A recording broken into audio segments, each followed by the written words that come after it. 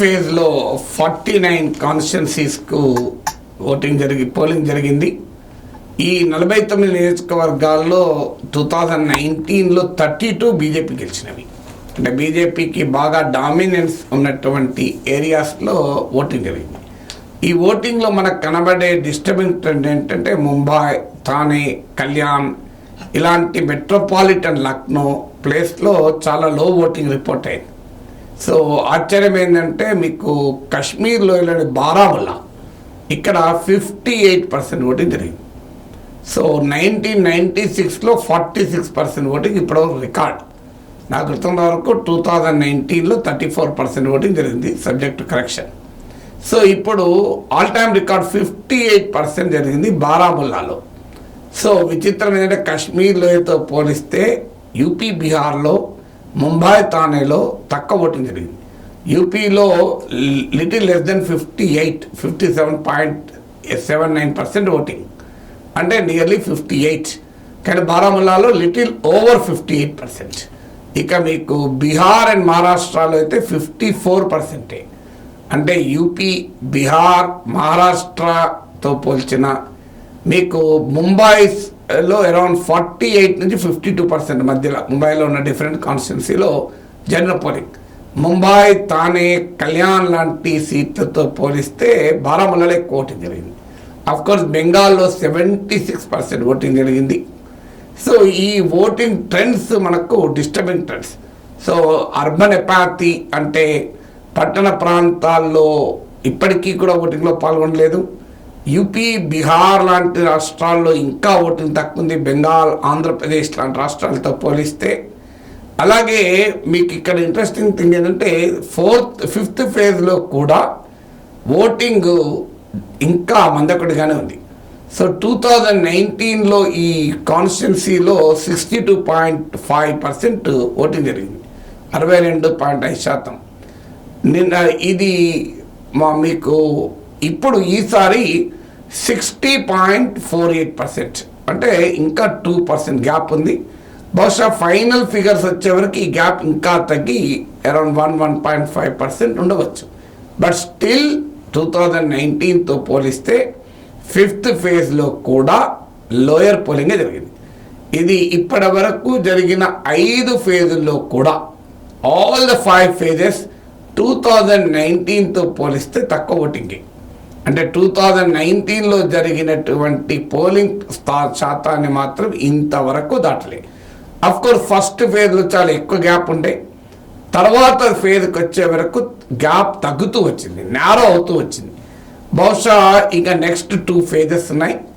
ఈ 2 ఫేజెస్లో కూడా జరిగితే ఏమైనా లాస్ట్ టైం పోలింగ్ దగ్గరికి రావచ్చు, లేదా లిటిల్ 2 or 3% తక్కువనే ఉండే అవకాశం ఉంది.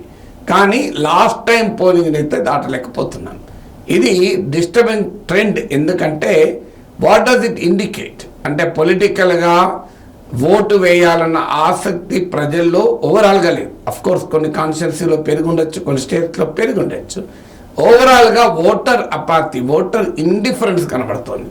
అంటే మళ్ళీ మనం ఎనాలిసిస్ ఏంటంటే మోడీ అనుకూల వేవ్ కానీ మోడీ వ్యతిరేక వేవ్ కానీ, అంటే అధికారంలో ఉన్న పార్టీకి ఓటు వేయాలన్న ఆసక్తి, ఉత్సాహం లేదు. అదే సమయంలో అధికార పార్టీని ఓడించి ప్రత్యామ్నాయమైన రాజకీయ ప్రతిపక్ష పార్టీలకు ఓటేయాలన్న ఆసక్తి కనబడలేదు.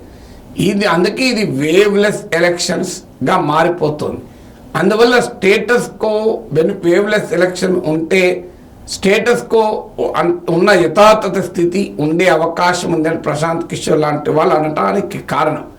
అందువల్ల బట్ ఎలక్షన్ సీట్ ప్రిడిక్షన్ ఎలా ఉన్నప్పటికీ చాలా క్లియర్గా అర్థమవుతుంది ఏంటంటే ప్రజల్లో ఓటు వేయాలన్న బలమైన కోరిక కనబడలేదు. దీనికి కారణం ప్రజలు తన దైనందిన సమస్యలైన జాబ్స్, ఉద్యోగాలు, అధిక ధరలు, ఈ సమస్యను ఎక్కడ పోయినా చెప్తున్నారు. మీరు ఎనీ నేషనల్ మీడియా కథనాలు యూపీ నుంచి మొదలుకొని మీరు ఏ స్టేట్కైనా వెళ్ళండి, ముఖ్యంగా హిందీ స్టేట్స్లో డామినెంట్ నరేటివ్ ప్రజలు చెప్తున్నది జాబ్స్ అండ్ ఇన్ఫ్లేషన్. కానీ నాయకులు చెప్తున్నది, ముఖ్యంగా ప్రధానమంత్రి చెప్తున్నది హిందూ ముస్లిం. అంటే ప్రజల జీవితాలకు సంబంధం లేని పొలిటికల్ ఎజెండా, ప్రజల జీవితాలకు సంబంధం లేని ఎలక్టోరల్ ఎజెండా, ప్రజల డైలీ ఇష్యూస్, దైనందిన సమస్యల ఆయన రోటీ కపడా और మకాన్ అంటారు.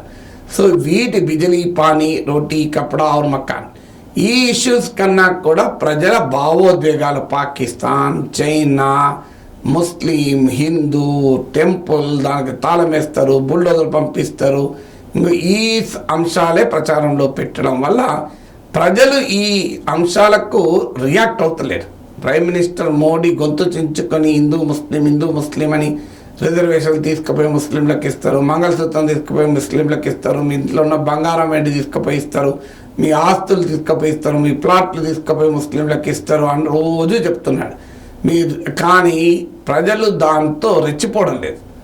మీకు మీ రామ మందిరానికి బాబ్రీ తాళం వేస్తారు, రామ మందిరం పైనకి ఆఖరికి బుల్డోజర్ పంపిస్తారు. ఈ స్థాయికి కూడా ప్రైమ్ మినిస్టర్ మాట్లాడుతున్నా కూడా ప్రజల్లో ఎమోషన్కు గురి కావట్లేదు.